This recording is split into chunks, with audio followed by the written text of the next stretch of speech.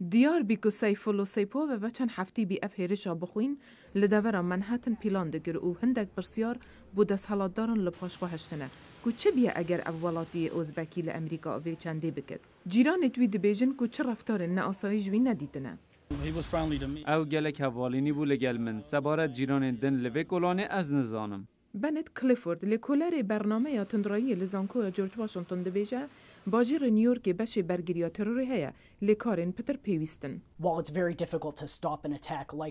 هرچند پر زحمته او ایریشن به اتومبیلانتین کرن ده دما کرن آوان بین راگرتن او کسی گوبریاری ده ایریشه بکه هنک تشت هنه گوبری او کس بگیجه وی آسته وی هم بده بریکه کدی.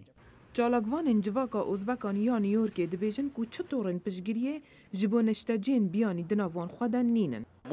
مدویک و مسنترکی جواکا خواه دا بشین پیگ و رونین و بزمان ئوزبەکی دانوستاندنان بکین.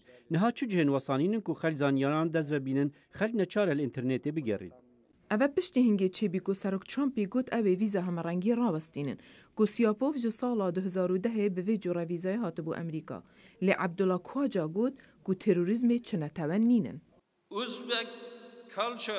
کلتورا özbeka her wiha ya İslamê nabêje û kes fêr nake ku kesin bêguneh bikuje. Em hemî têne Amerîka da ku alîkariya yekîdû bikîn û kesê neyşînî. او هیویداره به تبلبون و زمان جیاواز مشختی نی و باشتر تبلی جواکی ببینو کمالگه ها پیشکفتی لولات خواه نی چه بکن.